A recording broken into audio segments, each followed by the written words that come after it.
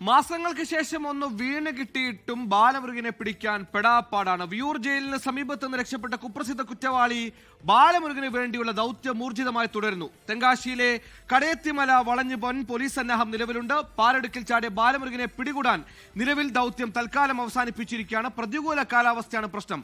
കാലാവസ്ഥ അനുകൂലമായാൽ മലയിടുക്കിലേക്ക് പോലീസ് ഇറങ്ങി പിടികൂടാനാണ് നീക്കം.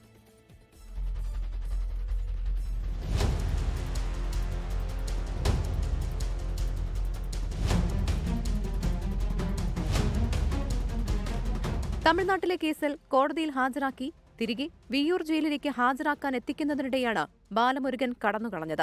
തമിഴ്നാട് പോലീസിന്റെ കസ്റ്റഡിയിൽ നിന്നാണ് ബാലമുരുകൻ രക്ഷപ്പെട്ടത്. സംഭവത്തിൽ തമിഴ്നാട് പോലീസുകാർക്കടക്കം പങ്കുണ്ടെന്ന ആരോപണവും ഉയർന്നിരുന്നു. ഇതിനു പിന്നാലെ ഉദ്യോഗസ്ഥർക്കെതിരെ വകുപ്പുതല നടപടിയുമുണ്ടായി. കേരള പോലീസും കർണാടക പോലീസും സംയുക്തമായാണ് ബാലമുരുകനായി അന്വേഷണം നടത്തിയത്. ഒളിവിലുള്ള ബാലമുരുകൻ തെങ്കാശിയിലുള്ള ഭാര്യയെ കാണാൻ എത്താറുണ്ടെന്ന വിവരത്തിന്റെ അടിസ്ഥാനത്തിലാണ് മേഖലയിൽ പോലീസ് എത്തിയത്. മഫ്തിയിലായിരുന്നു ഓപ്പറേഷൻ. ഭാര്യയെ കാണാനെത്തിയ ബാലമുരുകനെ പോലീസ് വളഞ്ഞു.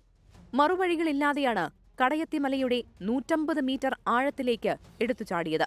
ചാട്ടത്തിൽ ബാലമുരുകൻ പാറയിടുക്കിൽ കുടുങ്ങി. അക്ഷരാർത്ഥത്തിൽ അനങ്ങാൻ കഴിയാത്ത അവസ്ഥ. അങ്ങനെ മലയിടുക്കിൽ ബാലമുരുകൻ, മലമുകളിൽ പോലീസ്.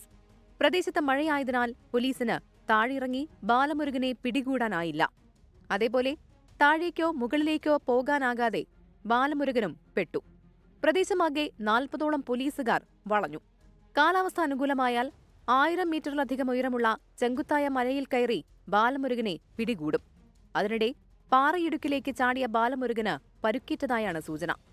കൊലപാതകം, മോഷണമടക്കം 90ഓളം കേസുകളിൽ പ്രതിയാണ് ബാലമുരുകൻ. 24 തൃശൂർ. ലോകത്തെവിടെയായാലും ഏത് സമയത്തും 24 വാർത്തകളും ഓഗ്മെന്റഡ് റിയാലിറ്റി പാക്കേജുകളും എക്സ്പ്ലെയിനറുകളും വിശദമായി കാണാൻ ഞങ്ങളുടെ യൂട്യൂബ് ചാനൽ നിങ്ങൾക്ക് സബ്സ്ക്രൈബ് ചെയ്യാം.